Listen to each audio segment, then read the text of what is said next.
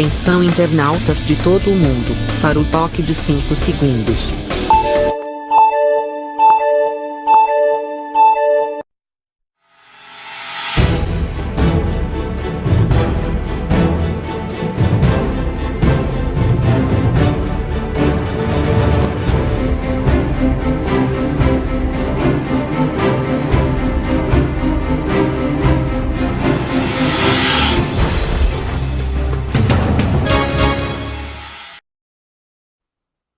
Alô, gente amiga, começando mais um programa Sérgio Cruz aqui pela viamorena.com. Eu falava nesse programa um dia desses, me parece que até na edição de ontem eu falei, praticamente eu falo quase todo dia na questão das milícias, né? Milícia... E cheguei a dizer que havia milícia aqui no Mato Grosso do Sul, aqui em Campo Grande, quando alguém me provocou a falar sobre a questão do jogo do bicho. Eu discutia milícia, mas o pessoal, para desviar o assunto, falava do jogo do bicho. Por que você não fala do jogo do bicho? Eu não tenho que falar aqui aquilo que as pessoas querem que eu fale. Ah, você fala isso, eu falo o que eu quero. Eu tenho liberdade para falar aquilo que eu acho que devo falar. Eu sou editor, né? Então eu tenho que escolher os assuntos. Tenho 60 anos de comunicação, já sei mais ou menos o que eu posso falar, o que eu devo falar, aquilo que interessa mais, aquilo que é prioridade falar, isso eu estabeleço. Sem nenhum receio, sem nenhum medo, eu faço todo esse tempo no rádio, na televisão e nos jornais, porque já teria parado há muito tempo, né, se tivesse medo de fazer. Eu faço por vocação, por responsabilidade social e porque não tem o rabo preso. Aí eu falo. Falava das milícias. Como os defensores das milícias não falam de milícia e chegam a defender milícias no Rio de Janeiro, eu falei aqui do governador do Rio que não incomoda as milícias, né? Ele mexe com traficante, mexe com todo tipo de crime, de bandido e criminoso, mas não mexe com as milícias. Aqui ontem a Justiça de Mato Grosso do Sul, foi a Justiça Estadual, através do Ministério Público Estadual, resolveu mexer com as milícias, né? Não é de ontem, o caso não é de ontem, o caso é já bem mais antigo, que a polícia, a justiça, tem procurado, né, a melhor forma de atacar as milícias. Eu acho que é ocasião já de se fazer isso, porque é melhor combater quando está começando. Vou achar aqui um site aqui. É melhor você atacar o problema quando ele está começando que deixá-lo deixar esse ficar antigo, né? Termina virando cultura como virou o jogo do bicho. Agora, separando bem as coisas, né? Separando bem as coisas. O jogo do bicho não é um crime, é uma contravenção penal, de acordo com a lei. E a milícia é crime. Sobretudo, é crime de modo geral, né? Porque a milícia faz o papel de Estado paralelo. Assume o lugar da lei e das autoridades. E extrapola, né? Quer dizer, tudo aquilo que justiça é monopólio do Estado. Não vai fazer justiça. Ah, vou criar uma polícia aqui para Vou criar um bando de justiceiro. Então, está em todos os sites do Brasil. Televisão Morena já deu, né? Já, naturalmente vai repetir agora no horário, ou já repetiu.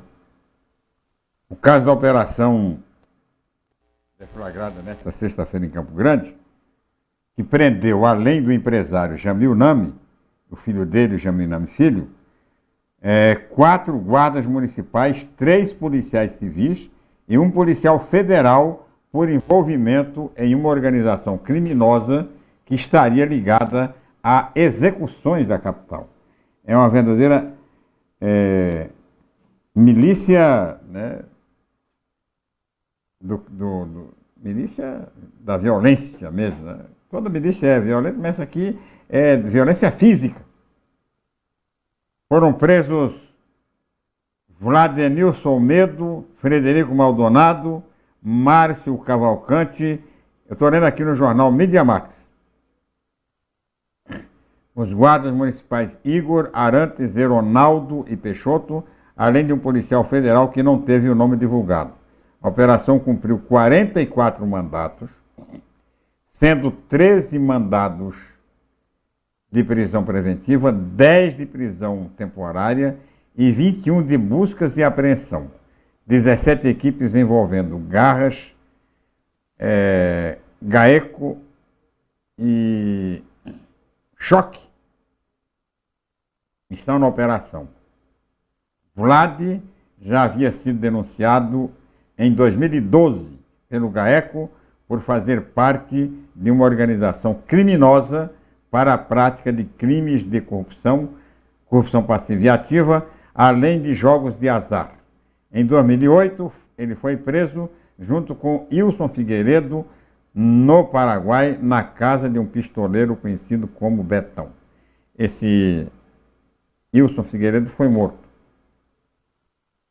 Um armamento avaliado em R$200 mil foi apreendido em maio deste ano no bairro Monte Líbano com o guarda municipal Marcelo Rios, que agora está preso na penitenciária federal.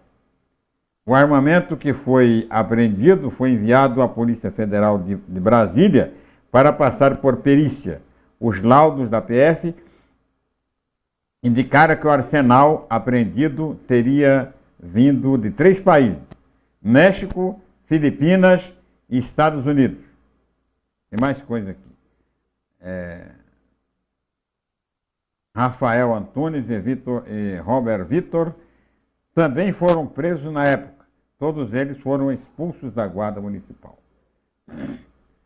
Execuções, aí entra já no mérito, né?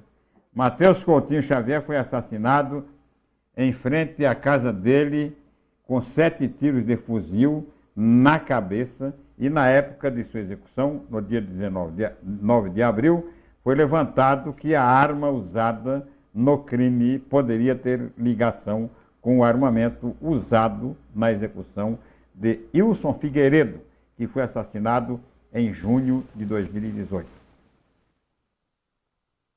Wilson Figueiredo era chefe da segurança da Assembleia Legislativa.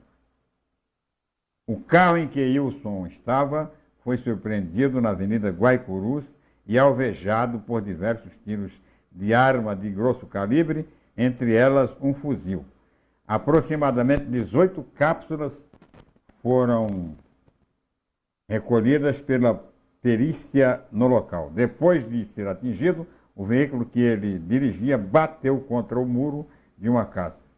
Os pistoleiros que executaram o chefe da segurança da Assembleia Legislativa usaram uma metralhadora e um fuzil AK-47 no crime. Encapuzados, vestindo preto e com coletes à prova de balas, os pistoleiros começaram a atirar contra o carro do policial aposentado, uma quadra antes do local onde o carro parou.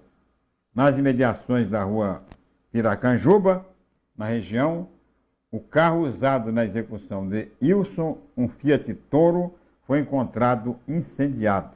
Também foi executado com armamento do mesmo calibre Orlando da Silva Fernandes, 41 anos, conhecido como Orlando Bomba, executado com tiros de fuzil na cabeça, tórax e braços em frente a uma barbearia. 2 homens chegaram em um Dodge Journey, desceram e executaram ele, que saía do local e ia em direção à caminhoneta Hilux de sua propriedade. Um outro homem em uma moto deu apoio para a execução. Vai prestar atenção. A polícia encontrou no local com a vítima 3 celulares intactos que estavam com ele, além de choques e quantia em dinheiro. O crime aconteceu no dia 26 de novembro de 2018. Esse aí é o trem. O trem é esse aí. Está preso em prisão preventiva o Jamil Nami, o filho dele, e toda essa pessoal aí que supostamente faz parte desta milícia, né? Milícia que mata por encomenda. É um problema, né? É do tipo da milícia mais perigosa que existe. É esta, né? Das execuções. Essa que é brava. E essa é... Eu estou falando, comentando isso aqui, não estou indiciando ninguém, porque não compete a mim fazê-lo, para mostrar que existe milícia em Mato Grosso do Sul. Quem foi preso, Jamil Nami, filho dele, isso é suspeito, né? Quem foi preso, cabe à polícia, cabe à justiça criminalizá-lo. Penalizar, crime ou não. A mim cabe apenas confirmar aquilo que eu falei ontem aqui no programa. Há milícia em Campo Grande, em Mato Grosso do Sul, já há algum tempo. E ela, para que contornar essa situação, tem que ter uma ação da Justiça, uma ação do Ministério Público, ação da polícia, né, para evitar que as milícias daqui de Mato Grosso do Sul alcancem o mesmo índice de desenvolvam o mesmo potencial de perigo que é, e até de caldo cultural que é no Rio de Janeiro, por exemplo. Porque a milícia existe no Brasil inteiro. A milícia existe no Brasil inteiro. A ação do Ministério Público de Mato Grosso do Sul, corajosa, né, abre um combate frontal com as milícias. Nós vamos continuar acompanhando. Você ouviu agora há pouco, no programa Boca do Povo, que a gente reapresenta aqui, uma entrevista do Giancarlo, que é o presidente do sindicato. O sindicato da Polícia Civil. O Simpol. Eu fiz uma pergunta para ele. É claro, ele entendeu de um jeito, eu não quis fazer nenhum comentário, até porque o horário da entrevista é muito resumido, né? Tem muitas entrevistas, tem muitas atrações, não oferece o mesmo espaço que a gente tem aqui neste programa. Pergunta sobre a questão da ilicitude, né? Eu sempre esqueço as duas palavrinhas. Quando eu lembro uma, eu esqueço outra. Excludente da ilicitude. Que a comissão da Câmara, a comissão especial da Câmara que define, né, que os vetos do presidente da República sobre o projeto de abuso de autoridade, terminou deixando fora o excludente de licitude para o caso de emoção, de medo da pessoa, medo, aí no caso da polícia, medo, violenta emoção, que o policial pode ser beneficiário do excludente de ilicitude. O juiz pode reduzir a pena, o juiz pode até, se for o caso, arquivar o processo e mandar o cara embora.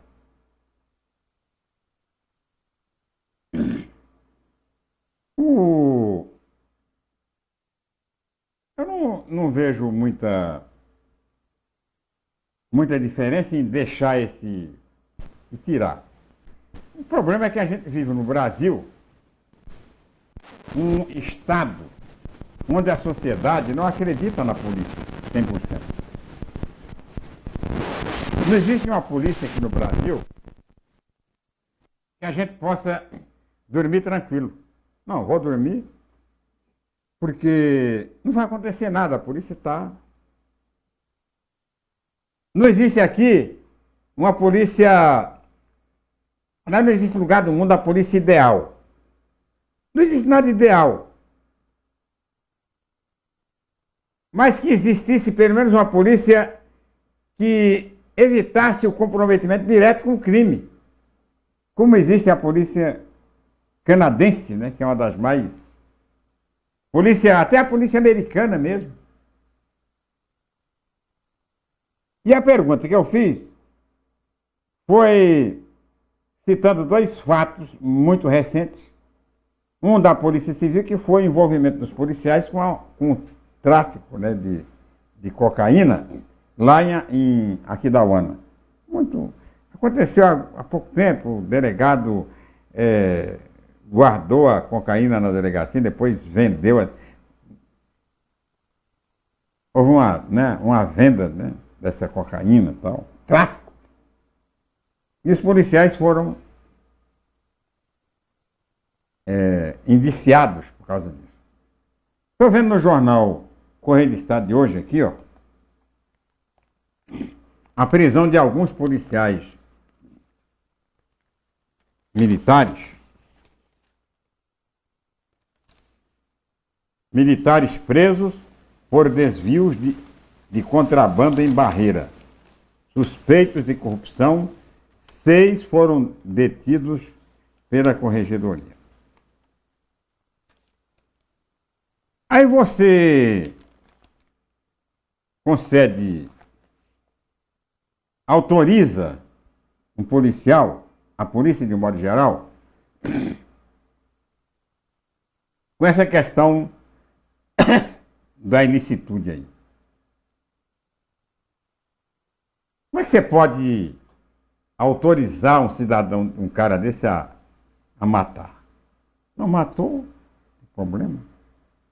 Tava com medo, né? E puxaram, tirei e tal. O cara é contrabandista, traficante, está na polícia. Como é que você vai confiar num cara desse? Como é que você pode confiar na instituição como um todo se tem uns caras desses na instituição?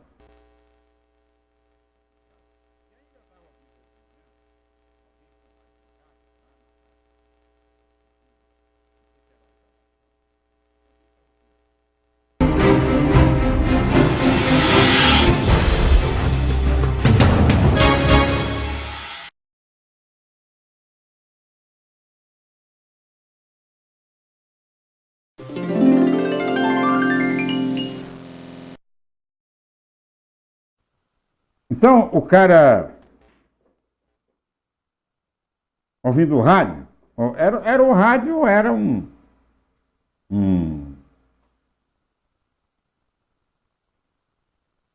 sei se era rádio ou se era uma gravação. Você que está ouvindo um locutor de rádio, um apresentador de programa, falando sobre essa questão da ilicitude, né, tal.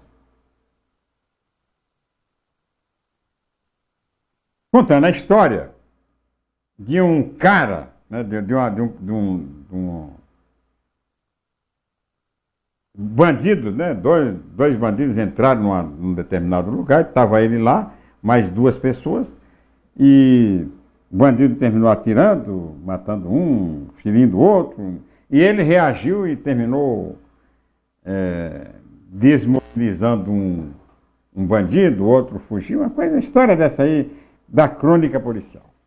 E o que o locutor do rádio defendia? Que esse cara, é aquela história, não, porque a justiça protege os bandidos, não sei o quê. Eu não vejo onde é que a justiça protege bandido. A justiça age com o bandido do mesmo jeito que age com o cidadão de bem. Agora, o que ele defendia era o seguinte: o cara atirou, se ele é cidadão de bem, matou um bandido, ele não pode ser processado. O cara vai ser processado. É claro que tem que ser processado. Agora, se ele realmente é do bem, se ele realmente fez ilegítima defesa, ele vai conseguir provar. E não vai acontecer nada com ele. Agora, como é que eu vou saber que ele matou o cara, se o cara realmente era bandido? Que o cara só é bandido até, né, bandido depois que ele confirmar que ele realmente é bandido. Então, eu vou matar uma pessoa, então aqui eu mato a pessoa, não vai acontecer nada comigo. Porque o cara era supostamente um bandido. E pode ser até que seja um bandido, mas e daí? Tem que haver o processo legal, eu vou utilizar os meus álibis e vou provar que eu não sou bandido. E acabou a história. Não, o que quer, olha o que os caras querem. O que os caras querem. Por isso vai lá, mata e pronto. Tem que ter um processo. Mesmo sendo bandido, mesmo em troca de tiro com bandido, tem que ter um respectivo processo legal para você saber em que circunstâncias houve o tiroteio. Por que houve o tiroteio? Ah, mas era tudo traficante. E se não era? Por exemplo, muito recentemente, uma patrulha do Exército Brasileiro matou um músico e um mendigo. Atirou, matou, deu 40 tiros no carro do cara. Não era bandido. O pessoal da patrulha do Exército achou que era bandido. Mas não era. Então tem que ter um processo legal, uma investigação da Polícia Civil, para concluir, para chegar à conclusão do que realmente aconteceu. Mas o que o pessoal defende aí é que não tem que ter processo, não. Se matou, está morto. Acabou. Gente, isso não existe. Não existe. Ah, mas está protegendo bandido, está fazendo. Não, isso não existe. Tem que ter. Bandido entrou aqui para tomar meu dinheiro, eu saco a arma, mato o bandido, não acontece nada comigo? Não, não vai acontecer nada. Por quê? Porque o cara era bandido. Mas tem que ter tem que saber se o cara realmente era bandido ou não. De repente eu mato um aqui, não, o cara entrou, é bandido, entrou, me ameaçou puxar, eu matei. Então, fiquei com medo do cara. O cara ou nem puxa a arma, né? De repente você conta a história que ele puxou a arma e tal. Então tem que ter.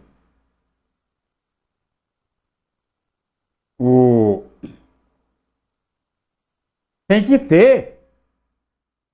Você pode até não concordar, né? Achar que é um absurdo, mas tem que ter. É preciso esclarecer. A polícia existe para isso, para esclarecer. A polícia civil, para esclarecer, investigar e esclarecer. Aconteceu o crime por isso, por isso, por isso. Matou em legítima defesa. Ele estava no escritório dele, entrou o cara armado para tomar o dinheiro para roubar, ele puxou a arma e matou o cara. A polícia matou num tiroteio, havia um tiroteio, houve um confronto, a polícia matou. Mas tem que ter um processo para saber, né, em que circunstâncias foi morto. Porque matou para inocentar quem fez. Não é inocentar, não. Eu matei porque o cara puxou a arma. Espera um pouquinho. Vamos abrir um processo. Vai ter testemunho ou não. Aí você vai contar a sua história. Agora, sair por aí matando, né? A mata que é bandido. De repente é bandido. De repente não é bandido. É preciso ter muita... É por isso que eu defendo o politicamente correto.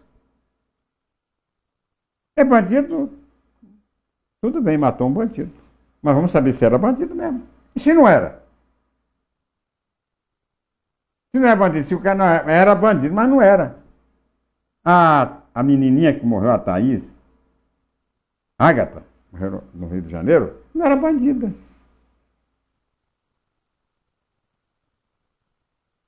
Não era bandida, não tinha nem como... é bandida, não tem. Então tem que apurar.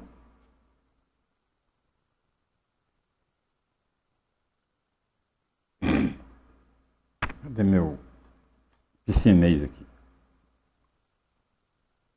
Agradecer meu irmão Wilson Fernandes, que está ouvindo o programa de hoje.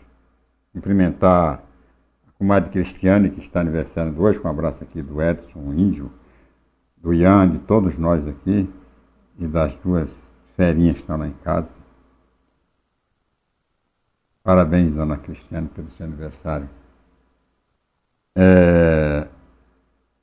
Rosalvo Inácio, bom dia, Sérgio Cruz, bom dia, Rosalvo Inácio.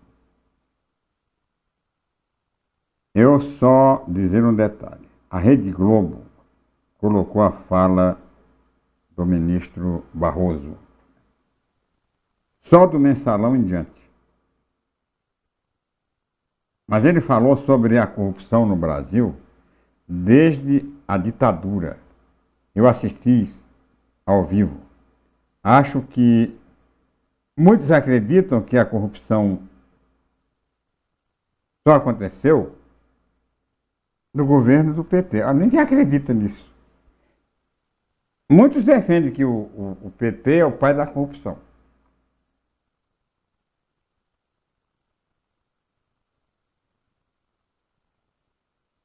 Mas o PT, se você comparar o governo do PT com o governo que foi o governo da ditadura, a corrupção da ditadura, você pode comparar o PT com trombadinha. Porque nunca houve no país tanta corrupção, tanta ladruagem, como no tempo da ditadura militar. E é fácil você levantar. Hoje, né?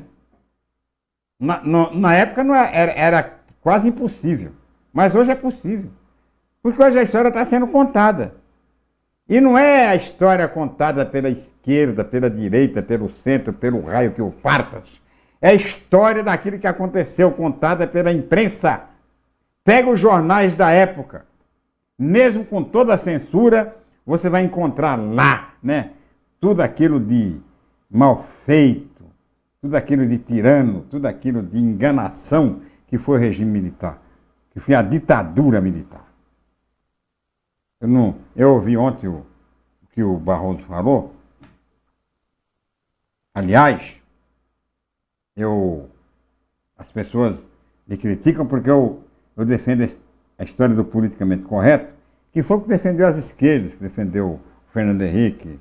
Era o que era defendido no Brasil, politicamente correto, que agora inventaram que tem que defender o politicamente incorreto. Esse negócio de ditadura também, né? Já chega, já encheu o saco também, ditadura. O que eu condeno no governo do PT, negócio de corrupção, é que o governo do PT não podia corromper. Assim como não pode corromper o governo do Bolsonaro. Por que o PT não podia corromper? Porque prometeu que ia combater a corrupção.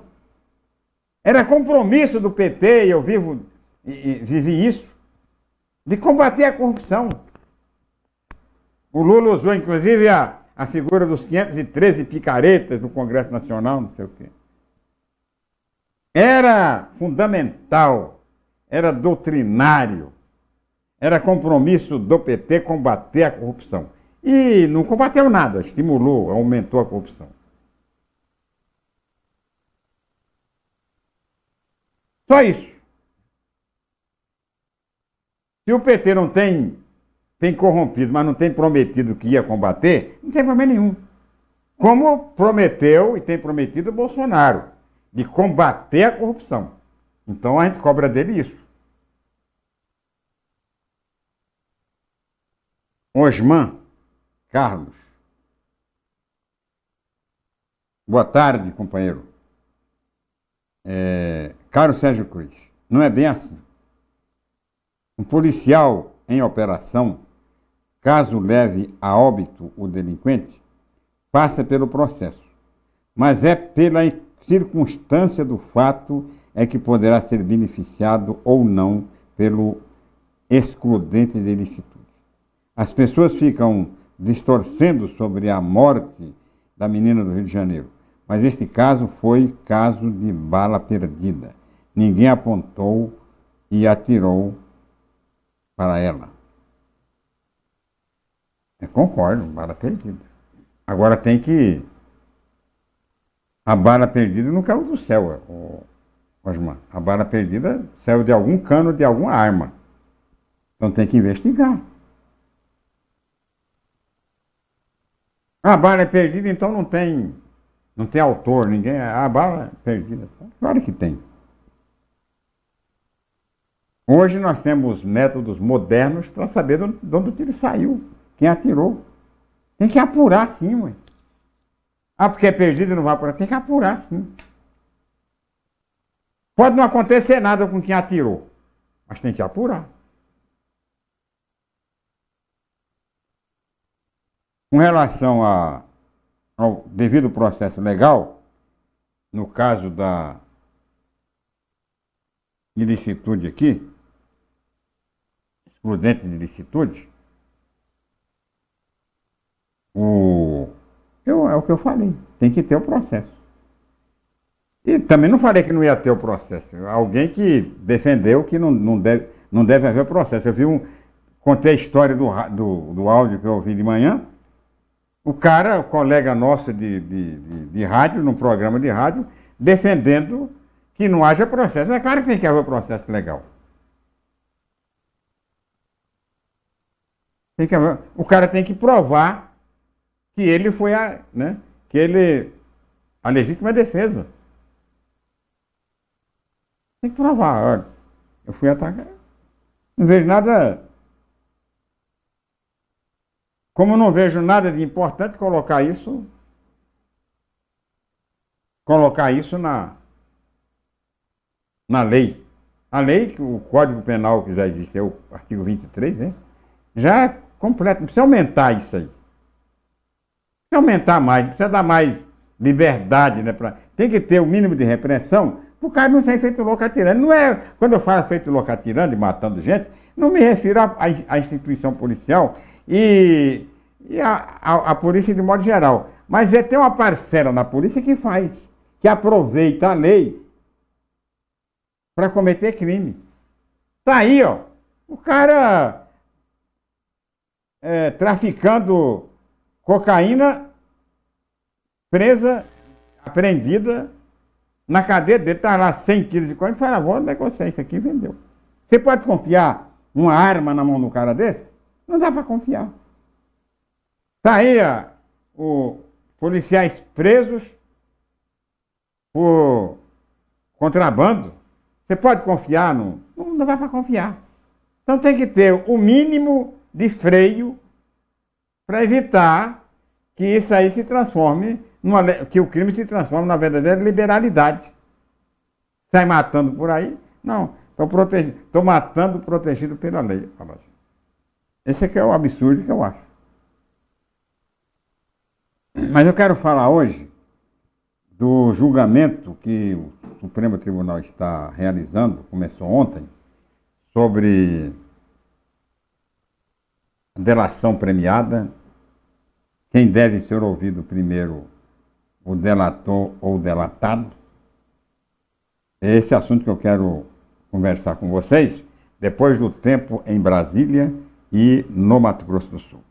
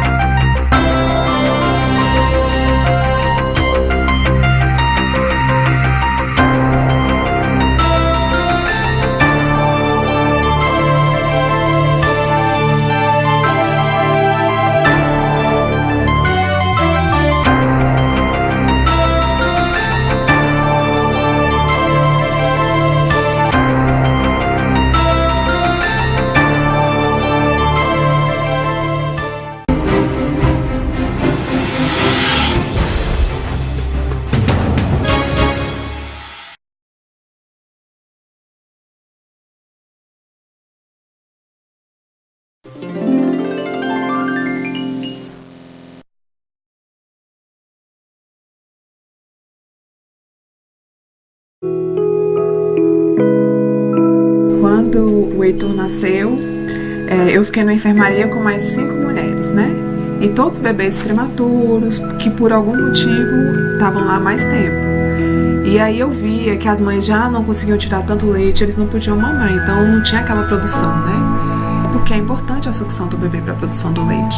Aí eu me coloquei no lugar daquelas mães, porque se fosse eu, se meu filho precisasse, eu ia querer muito que alguém se disponibilizasse a doar. Eu levo o leite, né, já depois que está congeladinho, entrego no banco de leite. Lá eles vão processar, primeiro eles vão avaliar se tem sujidade, né, se tem alguma coisa, se o leite realmente está apto para pasteurizar e liberar para os bebês que estão internados, né? São os prematuros, que por algum motivo ou outro não conseguem mamar ou a mãe não pode aumentar, que também recebe esse leite que a gente doa. Doe leite materno, alimente a vida.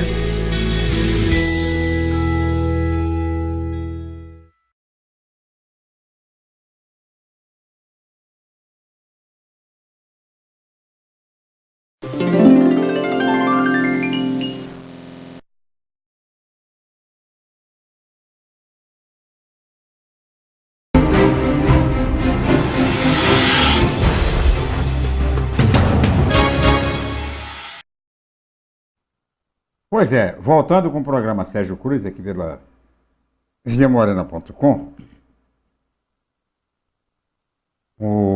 agradecer a audiência especial da Cida Acunha e do Marcílio de Souza Silva, ligados aqui no programa através da live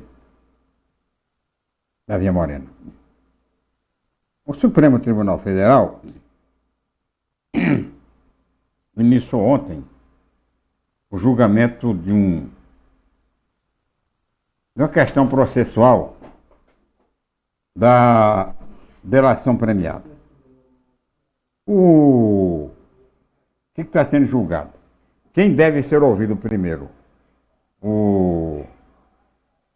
Quem deve ser ouvido primeiro? O delator ou o delatado? Pode ser ouvido os dois conjuntamente, que todas as decisões tomadas, principalmente pela Operação Lava Jato,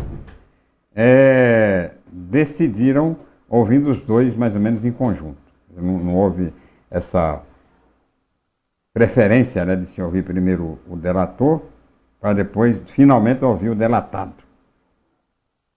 Em função disso, foi concedido praticamente uma anulação de sentença do Bendini, que era do Banco do Brasil, e que foi condenado na Lava Jato. Então tem que voltar, o processo voltar, o cara... E 6 votos, que a maioria do Supremo já definiu que o delatado tem que ser o último às alegações finais. Isso, no grosso modo, significa anular todas as sentenças do Sérgio Moro. Agora, nos detalhes, né, e aí vai vir a semana que vem, como fazer para manter o Lula na cadeia. Toda a questão é o Lula, né? O resto vai soltar todo mundo. Agora não pode soltar o Lula. Então vão encontrar agora um jeito de soltar todo mundo, de revisar o processo de todo mundo e o Lula permanecer preso. Isso aí é o que eles vão tentar arrumar a semana que vem. Por que o Lula preso? O Lula terminou virando um problemão, né? Para a esquerda, para a direita, para o Bolsonaro. O Lula virou um problema. Porque se soltam o Lula vai sair por aí fazendo oposição ao governo. Claro, vai mobilizar sindicatos, vai fazer política, que é a única coisa que ele sabe fazer. Pode criar estabelecer aí uma oposição, polarização bem maior do que existe hoje. Entre esquerda e direita, entre Bolsonaro e lulista, vai virar um diabo. Pode virar o inferno se soltarem o Lula. Se mantiverem o Lula preso, vão transformar o Lula num mito. É a história, se correr, o bicho pega, se parar, o bicho come. Mas é claro que é muito melhor prevenir do que remediar. E o Supremo Tribunal vai fazer exatamente isso, achar um jeito de tornar ilegal essa questão de se ouvir o delator ou o delatado, mas manter o Lula na cadeia. O problema aí é o Lula. Quando fala Lava Jato, vão acabar vão anular as sentenças da Lava Jato, o medo que vem é do Lula. E vai soltar o Lula? Então, não. Quer um palpite meu? Não vão soltar o Lula. Vão negociar isso aí, ó. Escuta o que eu estou falando. Com a CPI da Lava Toga. Não vai ter Lula livre e não vai ter CPI da Lava Toga. Entre outras coisas que podem ser politicamente negociadas. Vão transformar o julgamento, né, que deveria ser técnico, num fato político. É o que vai acontecer. Quer apostar? Vai acontecer exatamente isso? Pois é exatamente isso que vai acontecer. Lula fica preso, com todos os riscos. Para mim, ficando preso, vai virar um mito, né? À medida que vai passando o tempo, à medida que vai se mostrando, né, que houve uma grande mobilização nacional para prender o Lula, para detonar o PT, vai crescer, claro, vai crescer o Lula. À medida que o Bolsonaro não der conta de atender todos os compromissos de campanha, que vão do ideológico até a economia, aí, né, vai se acirrando um processo de resistência que pode transformar o Lula no grande perigo para 2020. Se em 2020 ele conseguir estar fora da cadeia, claro. Mas termina virando um mito. Um mito. Que hoje é o Bolsonaro e que ontem foi o Bolsonaro, pode ser um mito, pode ser o Lula. Se soltam o Lula, aí o perigo pode ser maior. Então, o Lula vai ser negociado.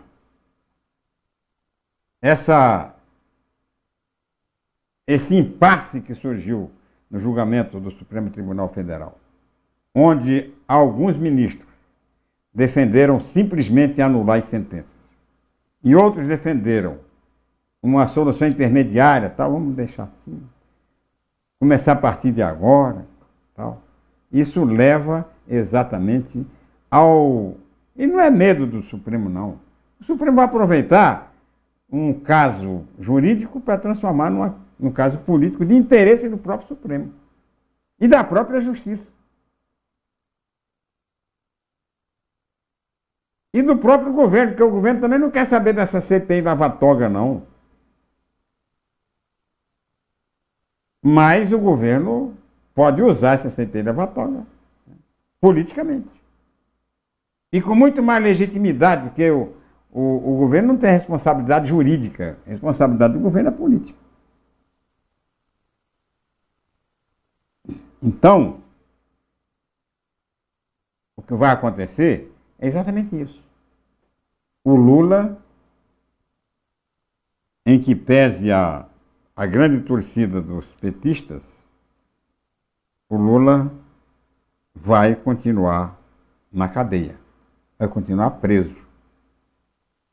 Mesmo tendo uma decisão favorável a ele, né, que era a decisão de voltar para fazer as alegações finais no final do processo. Medida que beneficiou o Bendini, pode beneficiar muitos outros, né, porque é uma medida que vai né, contemporizar, tal, não é A e B, tem o C no meio e tal. Mas o Lula vai continuar preso. Então, os lulistas, os petistas, não precisam festejar, não precisam ficar alegres, porque o Lula vai continuar preso. Poderia ter sido solto se a decisão tivesse sido tomada ontem, mas ficou para a semana que vem, não vai ser solto, tá? Então, tranquiliza, amarra a mula, porque dessa vez ela não pula. Mais uma vez, o Lula perde a chance de ir para a rua. E o pessoal não solta o Lula, porque sabe soltar o Lula, ele vira um diabo aí, né?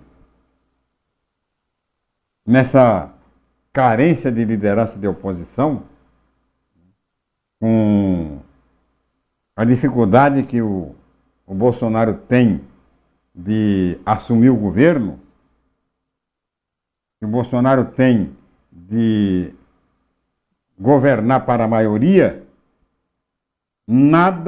terreno nada mais propício para a oposição do que isso aí. E não tem a sorte, né, do Bolsonaro, que não tem uma oposição na rua. A oposição dele está na cadeia. Então, para que soltar? Não vai soltar. Eu acho extremamente difícil. Considerando esses fundamentos, né, que a gente usa na argumentação. Eu, por minha vez, eu não tenho nada a ver com isso. Acho que o julgamento tem que ser sério. Técnico, não é julgamento. Agora tem o julgamento político. Legião bolsonariana ligada aqui, o que o pessoal diz?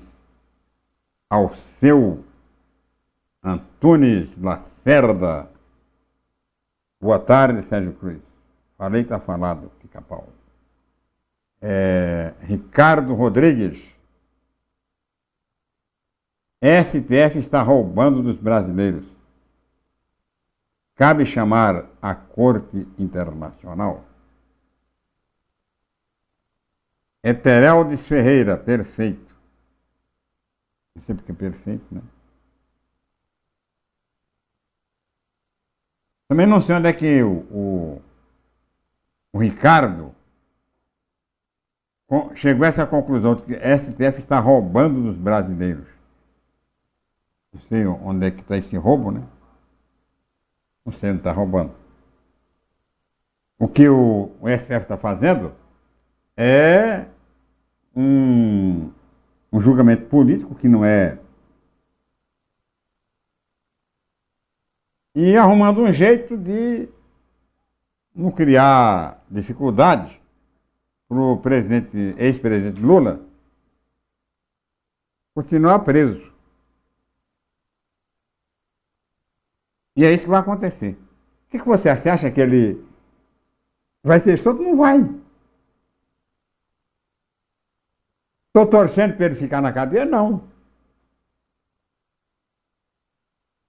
eu torço, né, para que tudo não seja distorcido. Está na cadeia que no recurso normal ao Supremo Tribunal Federal, o Supremo Tribunal julgue o julgamento que foi feito pelo Sérgio Moro, julgamento que foi mantido pelo Tribunal Regional Federal do Rio Grande do Sul, julgamento que foi feito pelo STJ. Cabe ao Supremo Tribunal Federal não buscar atalhos. O processo está lá, vai ver, examinar e julgar. Cabe isso aí. Não é porque foi julgado em 3 e ele levou pau, que vai ter que levar pau também no Supremo. O Supremo existe exatamente para julgar em última instância.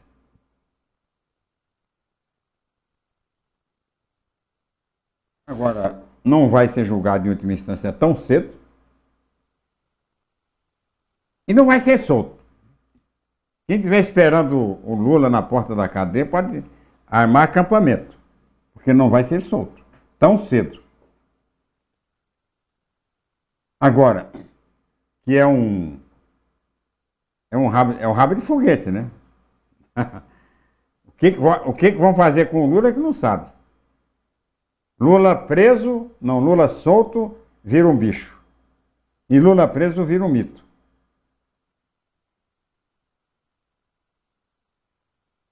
É o que vai acontecer. Lula solto vira um bicho. Bota fogo no país. E Lula solto, Lula preso vira um bicho, vira um mito. Aquilo que o Bolsonaro foi até ontem, o Lula passa a assumir, o mito Lula, na cadeia. Vai criando uma resistência, né? A todos aqueles que vão se decepcionando com o governo, vão terminar apoiando o Lula. O que está acontecendo na Argentina? A Argentina, a Kirchner deixou o governo como bandida, como ladra, como corrupta. Não foi presa por causa das imunidades parlamentares, porque é senadora. Elegeu o Macri em cima dessa corrupção que ela cometeu, que os Kirchners cometeram na Argentina. O governo do Macri é tão ruim que ela vai voltar. Voltar nos braços do povo. Porque virou mito. Porque o Macri não deu conta. O Macri é muito ruim de serviço.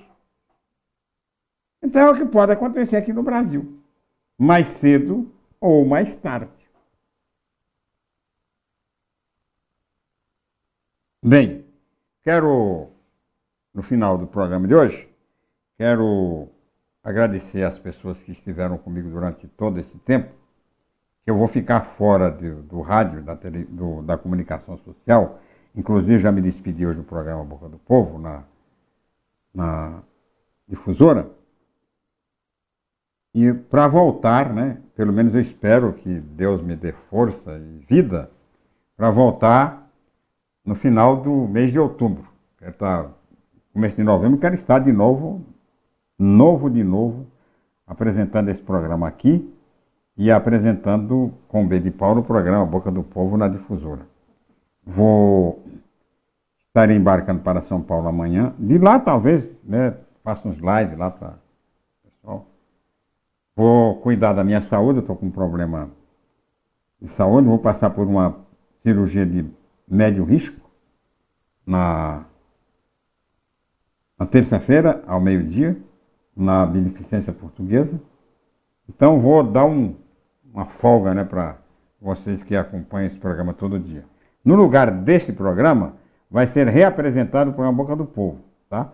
O programa Boca do Povo vai ser reapresentado a partir de segunda-feira, até a minha volta, no horário das 11h30 às 12h30.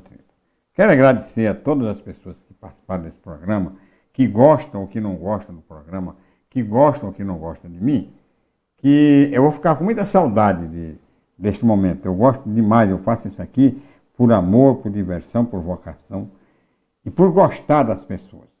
Então eu vou voltar, se Deus permitir, e Ele vai, né, com certeza vai me dar a graça da volta por cima, e finalzinho de outubro, mais tardar, comecinho de novembro, estarei aqui de novo para a gente voltar a debater a democracia, debater o direito, debater a verdade, debater com a utilização plena da nossa liberdade de expressão e a liberdade de imprensa que o Brasil tem e que não vai perder. Muito obrigado a todos, um bom fim de semana e até a volta. Tchau, Pica-Pau.